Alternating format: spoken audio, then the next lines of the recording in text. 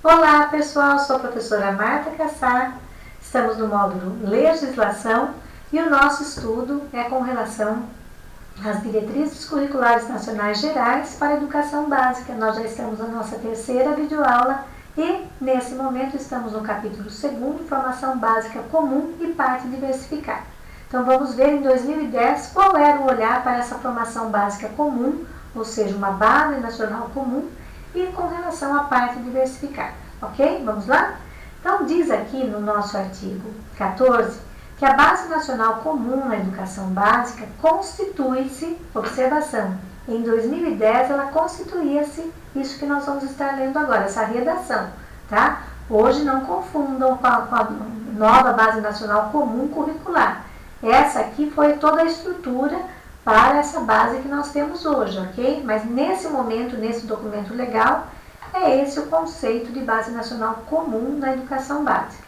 Constitui-se de conhecimentos, saberes e valores produzidos culturalmente, expressos nas políticas públicas e gerados nas instituições produtoras do conhecimento científico e tecnológico, no mundo do trabalho, no desenvolvimento das linguagens, nas atividades esportivas e corporais, na produção artística, nas formas diversas de exercício da cidadania e nos movimentos sociais.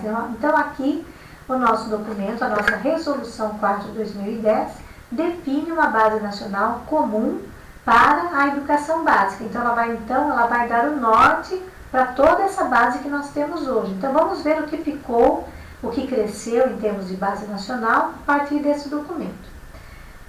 Parágrafo 1º, integram a Base Nacional Comum. A Base Nacional Comum se integra por a linha A, língua portuguesa, matemática, o conhecimento do mundo físico, natural, da realidade social e política, especialmente a do Brasil, incluindo-se o estudo da história e das culturas afro-brasileira e indígena, a arte em suas diferentes formas de expressão, incluindo a música, a educação física e o ensino religioso. Esses componentes integram a Base Nacional Comum daquele ano de 2010, aquela sugestão em 2010. Parágrafo 2º, tais componentes curriculares são organizados pelos sistemas educativos em forma de áreas de conhecimento, disciplinas, eixos temáticos, preservando-se a especificidade dos diferentes campos de conhecimento, por meio dos quais se desenvolvem as habilidades indispensáveis ao exercício da cidadania, em ritmo compatível com as etapas do desenvolvimento integral do cidadão. Portanto, nesse parágrafo ele fala dos componentes curriculares, fala das áreas de conhecimento, fala dos eixos temáticos, que todos eles fazem parte da nossa Base Nacional Comum Curricular 2017, fala das habilidades, mas não fala ainda das competências. Fala do exercício da cidadania, só para que vocês gravem. Fala do exercício da cidadania e fala do desenvolvimento integral do cidadão. Ou seja, o desenvolvimento integral, ele começou então a criar um corpo maior,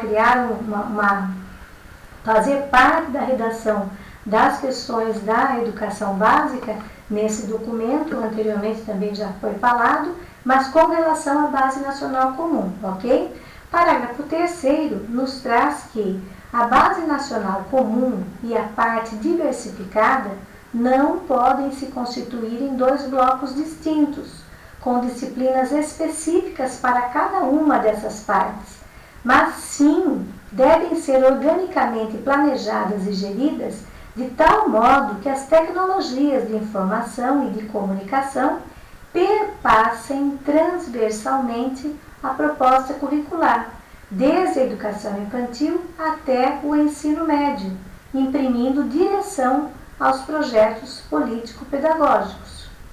Artigo 15. A parte diversificada enriquece e complementa a Base Nacional Comum, prevendo o estudo das características regionais e locais da sociedade, da cultura, da economia e da comunidade escolar, perpassando os tempos e espaços curriculares constituintes do ensino fundamental e médio, independentemente do ciclo de vida no qual os sujeitos tenham acesso à escola. Portanto, nesse momento, ele não deixa separada a parte diversificada da parte comum, elas vão então ser integradas, valorizando bastante as características regionais e locais da sociedade dentro dessa proposta, desse projeto político-pedagógico. Vocês lembram do que eu falei na primeira videoaula sobre o ano de 2010, sobre a evasão escolar, sobre o alto nível de repetência das crianças, dos jovens, dos adultos também, da grande evasão da escola, porque eles não se sentiam pertencentes, eles não conseguiam entender, compreender tudo aquilo que os componentes curriculares estavam trabalhando em termos de conteúdos. Não existia a questão dos eixos temáticos, e aí o que acontecia?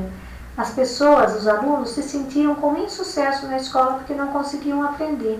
Justamente por isso, esse artigo 15, o parágrafo 3º anterior, eles falam nessa união, nessa questão da importância da parte diversificada, trazer as características regionais e locais para que o aluno, o estudante, entre na escola e se sinta em casa.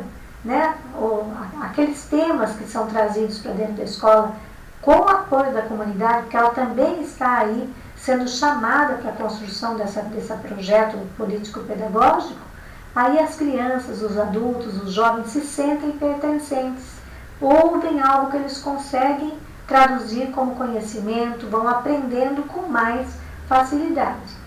Continuando a questão da parte diversificada no parágrafo 1º, o documento nos traz que a parte diversificada pode ser organizada em temas gerais, na forma de eixos temáticos, selecionados colegiadamente pelos sistemas educativos ou pela unidade escolar. Então, esses temas podem ser escolhidos pela comunidade, porque nós vamos trazer as características locais e regionais da sociedade, e também podem ser escolhidos, portanto, pela própria unidade escolar. Então, é uma forma de se organizar a parte diversificada. A LDB inclui o estudo de pelo menos uma língua estrangeira moderna na parte diversificada, cabendo sua escolha à comunidade escolar. Até essa questão da escolha cabe à comunidade escolar, dentro das possibilidades da escola. Ou seja, é possível? Sim. Se não for possível, não tem essa língua estrangeira. Sendo possível, sim. De que deve considerar o atendimento das características locais, regionais, nacionais e transnacionais, tendo em vista as demandas do mundo do trabalho e da internacionalização de toda a ordem de relações. Ou seja, nesse momento, a escola, a comunidade poderá fazer a escolha dentro das possibilidades da escola, com essas considerações ainda, né, dessa língua estrangeira, características locais, regionais, nacionais e transnacionais. Vai ser a língua inglesa? Vai ser a língua espanhola? Vão escolher por quê? Porque tem sentido com aquele bairro. Por exemplo, um bairro espanhol tem sentido que conheçam a língua espanhola. Uma comunidade indígena tem sentido que conheçam a linguagem, a língua indígena, né? E assim por diante, tá? E aí, seguindo, nós temos o parágrafo 3º, que vai falar que a língua espanhola, que por força da Lei 11.161 de 2005, é obrigatoriamente ofertada no ensino médio, embora seja facultativa para o estudante essa presença, bem como possibilitada no ensino fundamental do 6º ao 9º ano. Ora, as escolas privadas têm colocado em sua grade curricular o ensino da língua espanhola. Ainda não temos no ensino público, por exemplo, em Sorocaba, esse ensino da língua espanhola nesse momento. Não temos, poderá ter no futuro, não sabemos. Mas a própria lei já está facultando aos municípios essa possibilidade, ainda que futura. Artigo 16. Leis específicas que complementam a LDB determinam que sejam incluídos componentes não disciplinares como temas relativos ao trânsito, ao meio ambiente e à condição e direitos dos idosos. Não são disciplinas, não são componentes curriculares específicos. Por exemplo, agora é aula de trânsito, não é aula de língua portuguesa, é aula de trânsito. Não. De forma não disciplinar, ou seja, vai ser incluído num dos componentes relativo ao trânsito, pode estar inserido aí nas aulas de geografia, por exemplo, do meio ambiente pode estar inserido nas aulas de ciência. A condição de direitos dos idosos, condição dos idosos, pode estar inserido na língua portuguesa, na educação física. Então, tem todo um sentido aí que esses temas que são obrigatórios sejam, porque são leis específicas que complementam a LDB. Esses temas deverão ser trabalhados com os estudantes. No artigo 17, nós vamos ver que o ensino fundamental e no ensino médio destinar-se-ão pelo menos 20% do total da carga horária anual ao conjunto de programas e projetos interdisciplinares eletivos criados pela escola, previsto no projeto pedagógico, de modo que os estudantes do ensino fundamental e do ensino médio possam escolher aquele programa ou projeto com que se identifiquem e lhes permitam melhor lidar com o conhecimento e a experiência. Portanto, 20% dessa carga anual são para esses projetos interdisciplinares que vão ser eleitos, vão ser criados pela escola, que estão previstos nesse projeto de fato, de forma que esses estudantes se sintam com mais identidade com a escola. Vão ser escolhidos por eles mesmos, não? Esses projetos, tais programas, devem ser desenvolvidos de modo dinâmico, criativo, flexível, em articulação com a comunidade em que a escola esteja inserida. Então, é diferente de uma aula formatada, de uma aula estanque, fechada. É uma coisa muito mais gostosa nesses 20% da carga horária, que ele se envolva, que ele brinque, que ele aprenda brincando, tá? Parágrafo 2º, a interdisciplinaridade e a contextualização devem assegurar a transversalidade do conhecimento de diferentes disciplinas e eixos temáticos, perpassando todo o currículo e propiciando a interlocução entre os saberes e os diferentes campos do conhecimento. Portanto, fechando tudo aqui com relação à base comum, ele está nos mostrando, esse documento legal, que existe essa necessidade da interdisciplinaridade, contextualizando, ou seja, trazendo para dentro da escola tudo que diz respeito àquele local, àquele povo, àquela comunidade, ok? Propiciando, então, essa interlocução entre os saberes e os diferentes campos do conhecimento. Com relação ao título 6º, que nós vamos estudar agora, a organização da educação básica, nós vamos ver no artigo 18 que na organização da educação básica devem-se observar as diretrizes curriculares nacionais comuns a todas as suas etapas, modalidades e orientações temáticas, respeitadas as suas especificidades e as dos sujeitos a que se destina. Por quê? Porque essas diretrizes curriculares nacionais são uma lei. Então, todas as questões relacionadas às etapas, modalidades e orientações temáticas deverão ser respeitadas. No parágrafo 1º, ele define que as etapas e as modalidades do processo de escolarização estruturam-se de modo orgânico, sequencial e articulado, como nós falamos no artigo 1º desse documento, de maneira complexa, embora permanecendo individualizadas ao longo do percurso do estudante, apesar das mudanças por que perpassam. Então, o menino e a menina vão entrar desde a pré-escola, desde a creche, pré-escola, e vão caminhar dentro da educação básica. Então, esse processo todo tem que ser um processo dinâmico, sequencial e articulado, para que não se percam as aprendizagens. É muito fácil de entender isso, né? Por exemplo, na dimensão orgânica, é atendida quando são observadas as especificidades e as semelhanças de cada sistema educativo. Quais são esses sistemas educativos?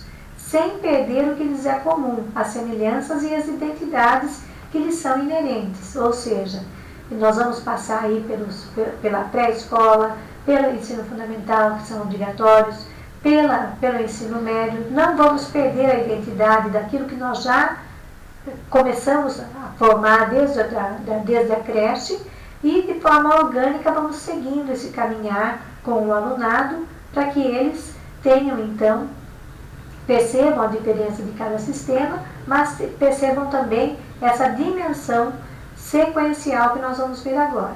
Compreende os processos educativos que acompanham as exigências de aprendizagens definidas em cada etapa do percurso formativo, contínuo e progressivo da educação básica até a educação superior, constituindo-se em diferentes e insubstituíveis momentos da vida dos educandos. Essa sequência que tem aquela rotina, aquele ritual, né? Início do ano, bimestres, final do semestre, depois novamente outro bimestre, final de ano, volta-se então para um passo a mais para a próxima etapa. Então essa sequência que nós estamos dizendo aqui nessa redação.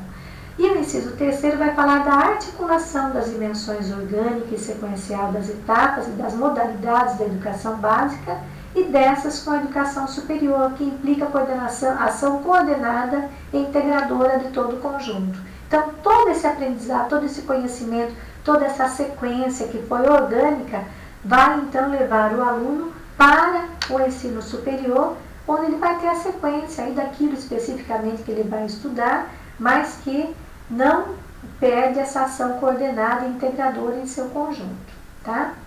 A transição entre as etapas da educação básica e as suas fases requer formas de articulação das dimensões orgânica e sequencial que assegurem aos educandos, sem tensões ou rupturas, a continuidade de seus processos peculiares de aprendizagem e desenvolvimento. Então, aqui, garantindo nesse parágrafo segundo essa necessidade dessa articulação, dessa dimensão orgânica e sequencial, né? Que não se percam as aprendizagens.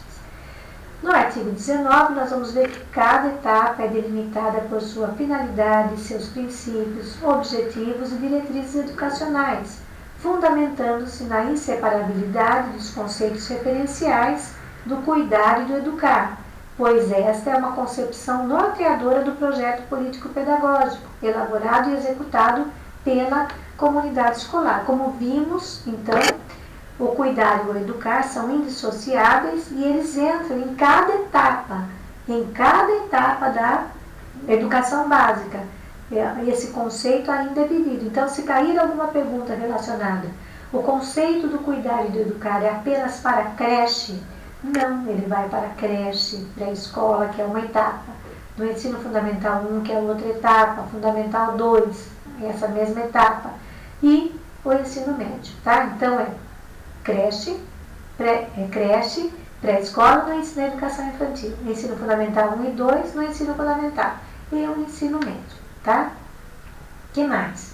No artigo 20, ele vai nos dizer que o respeito aos educandos e a seus tempos mentais, socioemocionais, culturais e identitários é um princípio orientador de toda ação educativa, sendo responsabilidade dos sistemas a criação de condições para que as crianças, adolescentes, jovens e adultos, com sua diversidade, tenham a oportunidade de receber formação que corresponda à idade própria de percurso escolar.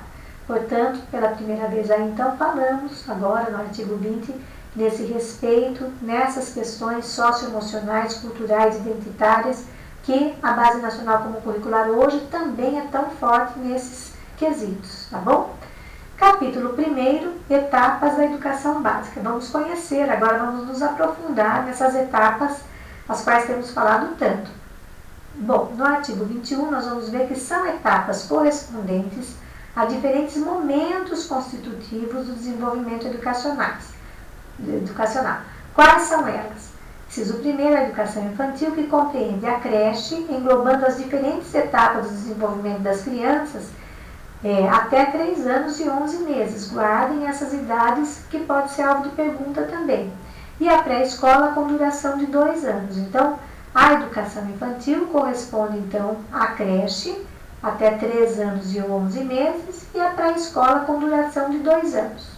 O ensino fundamental obrigatório e gratuito com duração de 9 anos é organizado e tratado em 2 fases, a dos 5 anos iniciais e a dos 4 anos finais. Então, aqui ele deixa claro que existem anos anos iniciais e anos finais. Quais são os primeiros anos iniciais? Primeiro, segundo, terceiro, quarto e quinto ano da escola, do ensino fundamental, as quais tem aí os professores PEB 1, que vão fazer o concurso, que atuarão. Depois, também o professor de educação física em Sorocaba.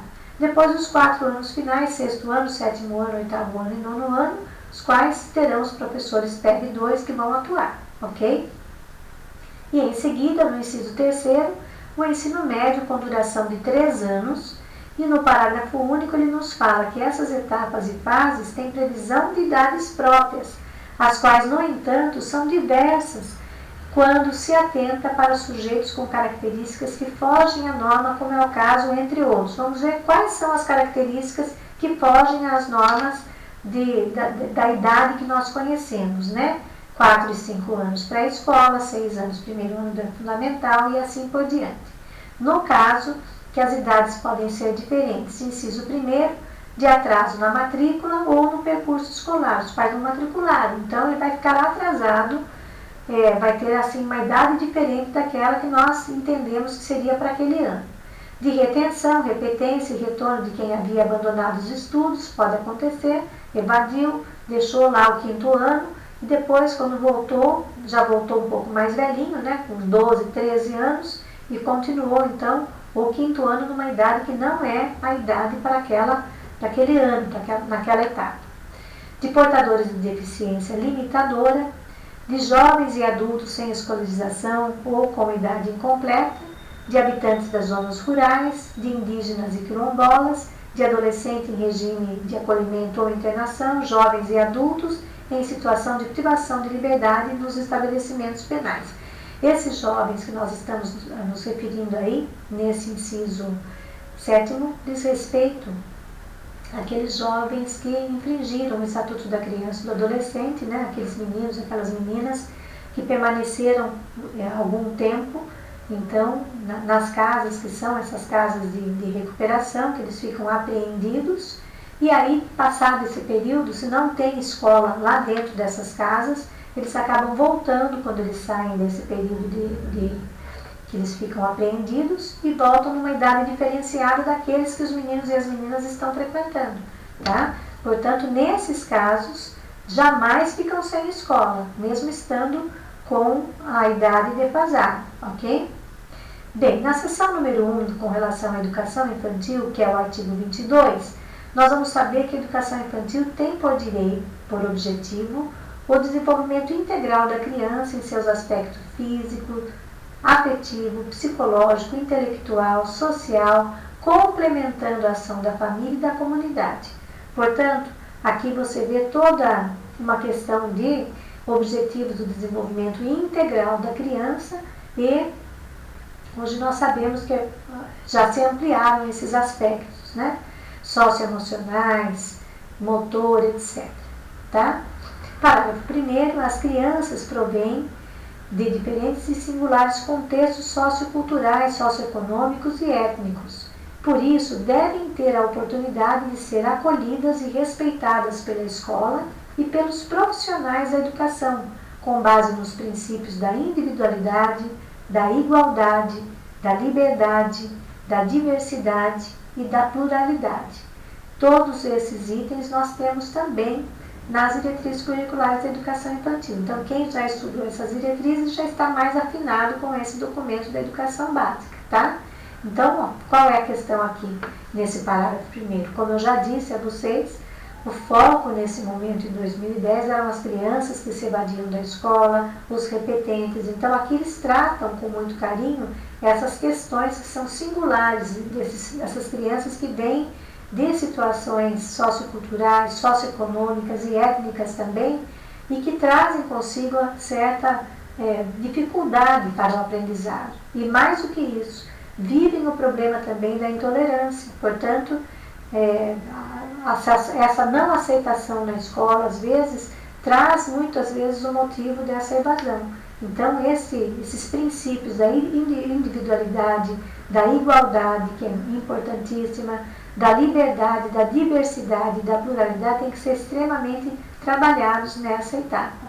Parágrafo 2º, para as crianças, independentemente das diferentes condições físicas, sensoriais, intelectuais, linguísticas, étnico-raciais, socioeconômicas, de origem e de religião, entre outras, as relações sociais e intersubjetivas no espaço escolar requerem a atenção intensiva dos profissionais da educação, durante o tempo do desenvolvimento das atividades que lhes são peculiares, pois este é o momento em que a curiosidade deve ser estimulada a partir da brincadeira, orientada pelos profissionais da educação, porque o foco na educação infantil é o brincar. Então, as crianças brincam e se desenvolvem, e elas têm toda a liberdade, então, dentro da escola, não ficam apenas confinadas numa sala de aula. A escola é o espaço delas, todos os espaços da escola. Então, através da brincadeira, que é planejada, que é organizada, que tem um foco por parte do professor, da professora,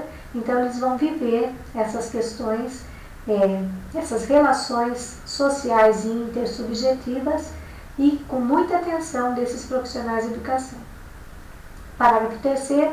Os vínculos de família, dos laços de solidariedade humana e do respeito mútuo em que se assenta a vida social devem iniciar-se na educação infantil e sua intensificação deve ocorrer ao longo da educação básica. Portanto, é lá no comecinho que se planta essa sementinha da questão da igualdade, da liberdade, da aceitação, da diversidade, da pluralidade. E esses vínculos com a família e esses laços de solidariedade humana serem trabalhados desde os pequenininhos lá na educação infantil. E a gente vê muito isso. O trabalho que é desenvolvido aqui em Sorocaba é muito bonito por parte da educação infantil, né? Até trava a língua, né, pessoal? Então, vamos ver aqui. Parágrafo 4º. Os sistemas educativos devem evitar esforços, quer dizer, devem fazer muitos esforços, devem se empenhar promovendo ações a partir das quais as unidades de educação infantil sejam dotadas de condições para acolher as crianças em estreita relação com a família, com agentes sociais e com a sociedade, prevendo programas e projetos em parceria formalmente estabelecidos. Desde a educação infantil, essa gestão democrática é muito importante. Trazer esses pais para a escola, fazer-os partícipes desses projetos político-pedagógicos, desses desenvolvimentos com a atividade educativa em sala de aula, fazer os participantes. Então, esses programas e esses projetos devem ser feitos sempre em forma de parceria, anteriormente já estabelecidos. Parágrafo 5º. A gestão da convivência e as situações em que se torna necessária a solução de problemas individuais e coletivos pelas crianças devem ser previamente programadas, com foco nas motivações estimuladas e orientadas pelos professores e demais profissionais da educação e outros de áreas pertinentes, respeitados os limites e as potencialidades de cada criança e os vínculos dessa com a família ou com seu responsável direto. Então, com isso, ele fecha essa nossa questão do estudo da educação infantil com relação à Resolução 4/2010. E nós vamos para a próxima videoaula para não cansá-los. Eu sou preocupada com isso. Tchau!